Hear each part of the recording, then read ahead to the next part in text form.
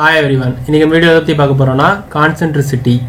GDNT ல இருக்கக்கூடிய one of the property. GDNT அப்படினாக்கா geometric dimensioning and tolerancing. So இந்த வீடியோல concentricity அப்படினா என்னன்றத பத்தியும் அதோட explanations பத்தியும் concentricity எந்தெந்த இடத்துல நம்ம வந்து யூஸ் பண்றோம் அப்படிங்கற அதோட uses and applications பத்தியும் தான் இன்னைக்கு நம்ம வீடியோல டீடைலா பார்க்க போறோம். அதுக்கு முன்னாடி நீங்க என்ன நம்ம சேனலை சப்ஸ்கிரைப் பண்ணனா சப்ஸ்கிரைப் பண்ணிக்கோங்க கூடவே பக்கத்துல இருக்கிற பெல் பட்டனையும் கிளிக் பண்ணிக்கோங்க. GDNT அப்படினாக்கா geometric dimensioning and tolerancing explanation வந்து a system of symbol used on engineering drawing to communicate information from the designer to the manufacturer through engineering drawing. So ஒரு engineering drawingல ஒரு information-ஐ designerல இருந்து லாஸ்ட் எண்ட்ல work பண்ணக்கூடிய worker வரைக்கும் ஒரு கம்யூனிகேஷனை pass பண்றதுக்காக நம்ம வந்து யூஸ் பண்ணக்கூடிய சிம்பாலிக் ரெப்ரசன்டேஷன்ஸ் தான் வந்து GDNT symbols. So GDNT symbols use பண்ணி நம்ம இன்ஃபர்மேஷனை ஷேர் பண்றது மூலமா கம்யூனிகேஷன் ப்ராப்பரா இருக்கும், கம்யூனிகேஷன் ஃப்ளோவும் ப்ராப்பரா இருக்கும். நம்ம சொல்லக்கூடிய இன்ஃபர்மேஷன் கடைசி நிலைமையில இருக்கவங்க வரைக்கும் எல்லாருக்குமே வந்து கிளியரா போய் சேரும் அப்படின்றதுக்காக தான் வந்து இந்த GDNT symbols அப்படின்றத வந்து எல்லாரும் இப்போ யூஸ் பண்ணிக்கிட்டு இருக்கோம். So GDNT symbols மொத்தம் 14 symbols இருக்கு. அந்த 14 symbolsம் இந்த மாதிரி கொடுத்திருக்காங்க. அதனுடைய நேம் அத வந்து 5 டைப்பா வந்து கிளாசிஃபை பண்ணி வச்சிருக்காங்க. Form tolerance, profile tolerance, orientation, location, run out சொல்லிட்டு 5 டைப் ஆஃப் டாலரன்ஸா இருக்கு. சோ இது வந்து அப்ளிகேஷனை பேஸ் பண்ணி 3 மேஜர் டைப்பா வந்து கிளாசிஃபை பண்ணி வச்சிருக்காங்க. சோ நம்ம பார்க்கக்கூடியது வந்து கான்சென்ட்ரிசிட்டி. அதனுடைய சிம்பிள் வந்து ஒரு சர்க்கிள் போட்டு அதுக்கு பேரலா இன்னொரு சர்க்கிள் வெளியே போட்ட மாதிரி இருக்கும். ரெண்டு சர்க்கிள் வந்து இருக்கும். அதுக்கு பேர் தான் வந்து கான்சென்ட்ரிசிட்டி. இது வந்து லொகேஷன் டைப் ஆஃப் டாலரன்ஸ்ல வரும். So type of geometric tolerance லொகேஷன்ல தான் வந்து நம்ம வந்து கான்சென்ட்ரிசிட்டி அப்படின்றது வரும். ஸோ அதுக்கு எக்ஸ்பிளேஷன் வந்து deviation is controlled relatives to a datum. So இது வந்து நம்ம மெஷர் பண்ணக்கூடிய ஃபீச்சர் வந்து இன்னொரு டேட்டம் கூடயோ இல்லை இன்னொரு ஃபீச்சர் கூடயோ கம்பேர் பண்ணி தான் வந்து நம்ம அந்த பொசிஷன் கான்சென்ட்ரிசிட்டி அப்படின்றத வந்து நம்ம வந்து கால்குலேட் பண்ண போகிறோம். ஸோ அது ஒன்று இன்னொன்று டிபெண்ட் பண்ணி இருக்கிறதால அதை பேஸ் பண்ணி இது வந்து கண்ட்ரோல் ஆகிறதுக்கான பாசிபிலிட்டிஸ் இருக்குது. ஸோ 11th ஒன் வந்து லொகேஷன் டைப் ஆஃப் டாலரன்ஸில் வரும். Concentricity controls concentricity of a surface of revolution to a central datum.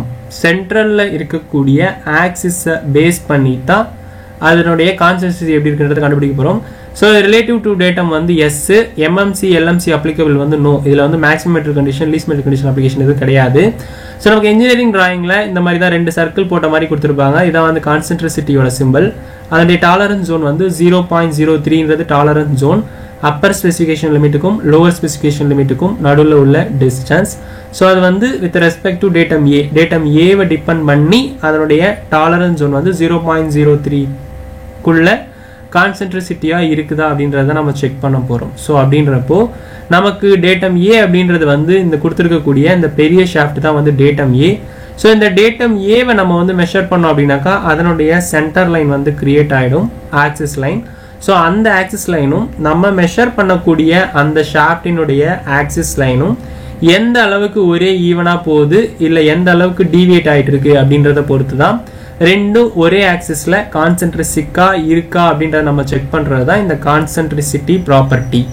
In case இதனுடைய சென்டரும் டேட்டமுடைய சென்டரும் ஈவனா இல்லை, சம் டீவியேஷன் இருக்குன்னா அந்த டீவியேஷன் லெவல் வந்து 0.03 அப்படின்ற அந்த டாலரன்ஸ் ஜோனுக்குள்ள இருந்துச்சுன்னா கூட அக்செப்டபிள். இன்கேஸ் அதை விட்டு வெளியே போச்சு அப்படின்னாக்கா அவுட் ஆஃப் ஸ்பெக் அப்படின்னு அர்த்தம். அதை நம்ம வந்து அந்த பர்டிகுலர் ஃபியூச்சர் அப்ளிகேஷனுக்கு நம்ம அதை யூஸ் பண்ண முடியாது அந்த ப்ராடக்டை.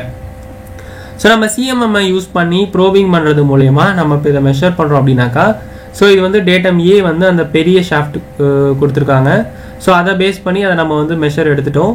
நம்ம கொடுத்துருக்கக்கூடிய அந்த சின்ன ஷாஃப்ட் வந்து அதனுடைய கான்சென்ட்ரிசிட்டி கண்டுபிடிக்கிறதுக்கு அதை நம்ம ட்ரேஸ் அவுட் பண்ணி அந்த ப்ரொஃபைலை வந்து நம்ம வந்து கேப்சர் பண்ணுறோம். ஸோ அப்படி வரக்கூடிய அந்த ப்ரொஃபைலினுடைய சென்டர் லைனும் டேட்டம் ஏவினுடைய சென்டர் ஆக்சிஸும் வந்து ஒரே லைன்ல இருந்துச்சு அப்படின்னாக்கா கான்சென்ட்ரிசிட்டியா இருக்குன்னு அர்த்தம். நமக்கு இந்த லாஸ்ட் டயக்ராம் கொடுத்துருக்க மாதிரி டேட்டம் ஏவினுடைய ஆக்சிஸ் வந்து ப்ளூ கலர்ல கொடுத்துருக்கு. பட் வந்து நமக்கு அந்த சின்ன ஷாஃப்டினுடைய அதனுடைய ஆக்சிஸ் வந்து கிரீன் கலர்ல கொடுத்துருக்காங்க. நமக்கு ரெட் கலர்ல இருக்கிறது தான் வந்து டாலரன்ஸ் ஜோன்.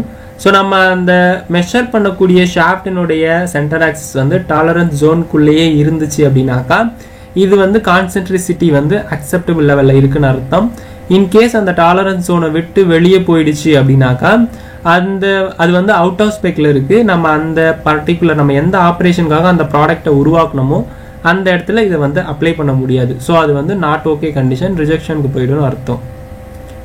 ஸோ இதில் ரெட் கலரில் கொடுத்துருக்குதான் வந்து டாலரன்ஸ் ஜோன், க்ரீன் கலரில் கொடுத்துருக்குதான் வந்து measured central axis points. So இந்த ஷாஃப்டினுடைய சென்டர் ஆக்சிஸ் அது. டேட்டம் ஏவினுடைய சென்டர் ஆக்சிஸ் வந்து ப்ளூ கலரில் கொடுத்துருக்காங்க. ஸோ ரெண்டுமே வந்து ஒரே லைனில் ஒன்றா மேட்ச் ஆச்சுனா தான் கான்சென்ட்ரிசிக்காக இருக்குது அப்படின்னு சொல்லி அர்த்தம். ஸோ இது எந்த மாதிரியான இடத்துல வந்து இது யூஸ் ஆகுது அப்படின்னாக்கா நம்ம ஸ்டெப்டு ஹோலுக்குள்ளே அசம்பிள் பண்ணுற மாதிரி அந்த மாதிரியான இடத்துல வந்து ஹோல் வந்து ஸ்டெப் ஹோல் இருக்குது அப்படின்னாக்கா அந்த இடத்துல வந்து ஒரு ஸ்டெப் ஷாஃப்ட் போட்டு அசம்பிள் பண்ணுற மாதிரி இருக்குன்னா ஸோ அந்த பெரிய ஷாஃப்டினுடைய அந்த ப்ரொஃபைலும் சின்ன ஷாஃப்டினுடைய அந்த ப்ரொஃபைலுடைய சென்டர் ஆக்சிஸ் ரெண்டுமே வந்து ஒரே ஆக்சிஸில் இருந்துச்சு அப்படின்னா தான் அது வந்து கான்சென்ட்ரிஸ்டிக்காக இருக்கும்.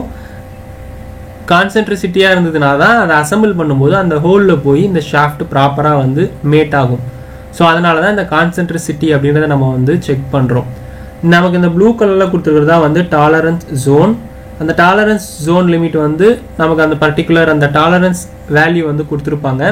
ஸோ இதில் மேலே இருக்கிறது வந்து அப்பர் ஸ்பெசிஃபிகேஷன் லிமிட், கீழே இருக்கிறது லோவர் ஸ்பெசிஃபிகேஷன் லிமிட். ரெண்டுத்துக்குள்ள டிஸ்டன்ஸ் தான் வந்து tolerance zone.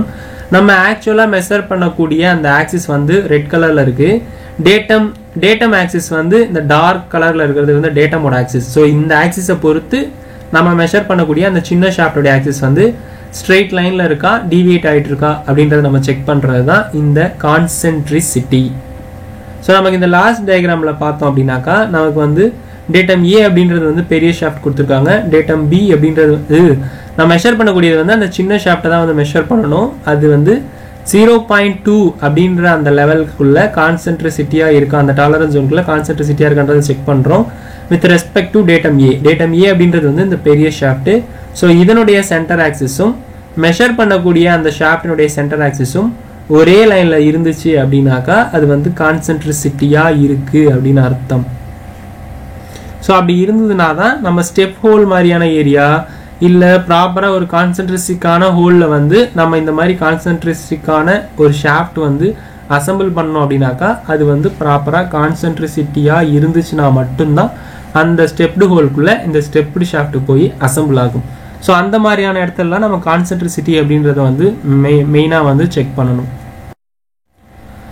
Benefits of geometric dimensioning and tolerancing பார்த்தோன்னா இது வந்து design standardised language, easy understanding, communication ஃப்ளோவுக்குமே வந்து ஈஸியாக இருக்கும்.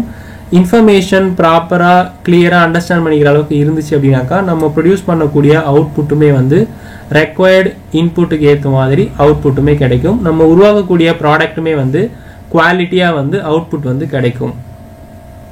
இந்த வீடியோ உங்களுக்கு யூஸ்ஃபுல்லாக இருந்துச்சுனாக்கா லைக் பண்ணுங்கள், கமெண்ட் பண்ணுங்கள், ஷேர் பண்ணுங்கள், சப்ஸ்கிரைப் பண்ணுங்கள். தேங்க்யூ.